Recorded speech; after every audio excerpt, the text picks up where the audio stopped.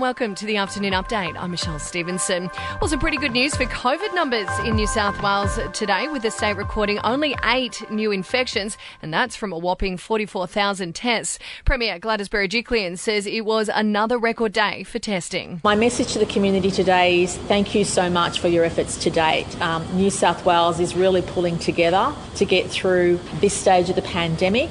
Now, 7 of those 8 cases are linked to that Avalon cluster, while 1 is under investigation, but it is likely from hotel quarantine, with Sydney-siders urged to remain pretty vigilant and keep getting those tests done. A 15-year-old girl is also self-isolating at home in Melbourne's northwest after testing positive to the virus. The teenager had visited several high-risk locations, including the bowling club linked to Sydney's Northern Beaches cluster.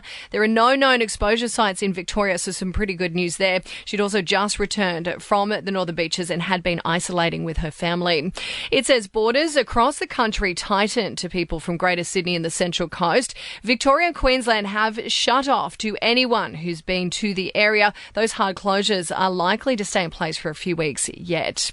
Taking a look at other news now, when people importing nicotine for e-cigarettes will need a prescription from October. The Therapeutic Goods Administration has announced its decision to close that gap between Commonwealth and state laws. That means child safety caps will also be mandatory on all nicotine products.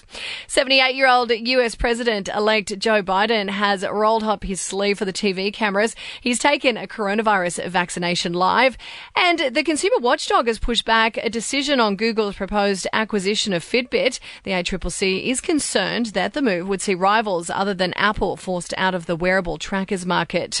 Taking a look at sport quickly, the clock is ticking for Cricket Australia to make a decision on the third test of the SCG. Border closures present a pretty logistical puzzle for them to get those players to the SCG early next month and then on to Brisbane for the next test.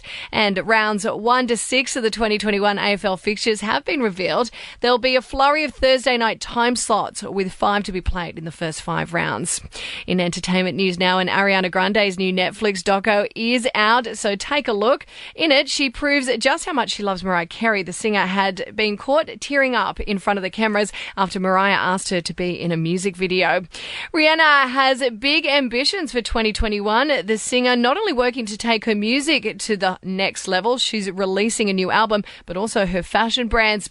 And Taylor Swift has unveiled an Instagram filter for her rumoured next single, "'Tis the Damn Season." She's taking to social media to share a video to her stories explaining just how the new feature works. And that's the latest from the Nova Podcast News team. We'll see you tomorrow morning for another episode of The Update.